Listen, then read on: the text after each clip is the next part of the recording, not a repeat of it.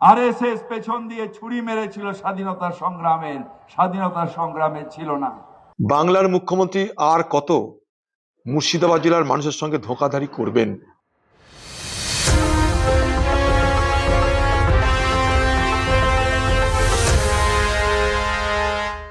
কোনোদিন কোনো কেউ ছিল না ডাইরেক্ট আকাশ থেকে নাকি এসে আমাদের এখনকার যে সরকার, তার যে দাড়িওয়ালা প্রধানমন্ত্রী, তিনি নাকি এই ভারতবর্ষ সৃষ্টি করেছেন। কোনো ইতিহাস নেই। সেই সময় দাঁড়িয়ে মুখ্যমন্ত্রী মমতা বন্দ্যোপাধ্যায় বলছেন, ভারতবর্ষের কে যদি জানতে হয়, ভারতবর্ষের ইতিহাসকে জানতে হবে, এবং ইতিহাসকে যদি আমি অস্বীকার করি, আমি আমার পূর্বপুরুষকে অস্বীকার করব। আমার বাবার নাম, আমার দাদার নাম যদি না থাকে, তাহলে ফিরহাদ হাকিম হলো কোথা দিয়ে? তাই বাংলাকে জানতে গেলে অন্তত আমি ভারতবর্ষ এখন করতে পারবো না। ভারতবর্ষে যে ষড়যন্ত্র হচ্ছে, যে একটা সম্প্রদায়ের নাম মুছে দেওয়া হবে, কোনো নাম থাকবে না, ইউপিতে নাম থাকবে না, দিল্লিতে থাকবে না, সেইখানে দাঁড়িয়ে মুখ্যমন্ত্রী মমতা বন্দ্যোপাধ্যায় বলছেন, না, বাংলার ইতিহাসে ব্রিটিশদের বিরুদ্ধে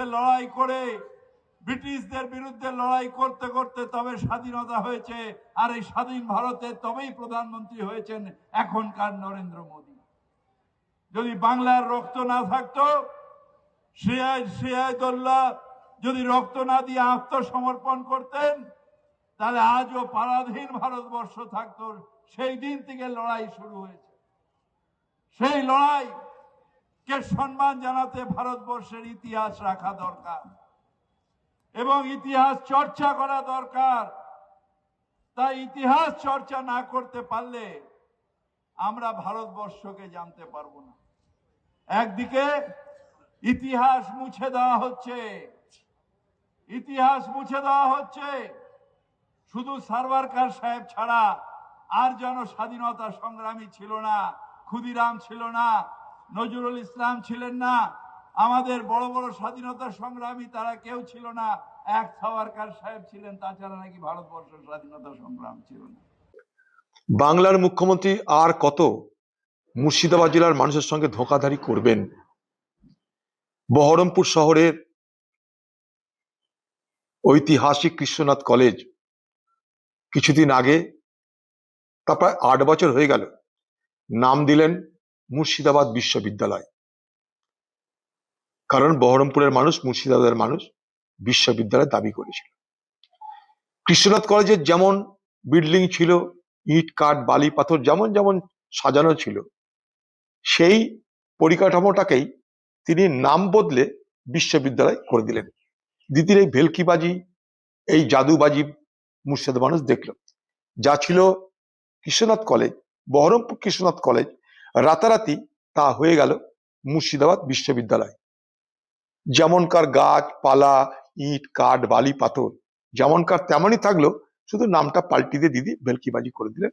মুর্শিদাবাদের মানুষকে বোঝালেন যে দেখো, আমি তোমাদের জন্য বিশ্ববিদ্যালয় করে দিলাম। সেখানে না আছে প্রফেসর, না আছে ঘর, না আছে সুবিধা, না আছে ছাত্রছাত্রী, কিন্তু বিশ্ববিদ্যালয়। এবার আবার ভোটের আগে দিদি মুর্শিদাবাদ মানুষকে আরেকটা ঢপের কীর্তন করতে, আরেকবার ধোঁকাধারি করতে আরেকটা বুদ্ধি তিনি প্রয়োগ করলেন। সেটা কি? মুর্শিদাবাদে হাজারদুয়ারি বিশ্ববিদ্যালয় হবে। যখন একটা বিশ্ববিদ্যালয়ের এই হাল, শুধু বিল্ডিং এর নাম পরিবর্তন, তখন হাজারদুয়ারি বিশ্ববিদ্যালয় করে ভোটের আগে মুর্শিদাবাদের মানুষকে আরেকবার ধোঁকা কেন দিচ্ছেন? আপনি কি মনে করেন যে মুর্শিদাবাদের মানুষ খুব বোকা, খুব অজ্ঞ, খুব অশিক্ষিত, খুব অনভিজ্ঞ?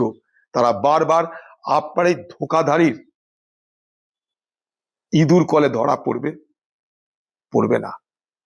মুর্শিদাবাদের মানুষের সঙ্গে এই ধরনের ছল চাতুরি, চালাকি, অপমান করবেন না, ধোঁকা দেবেন না।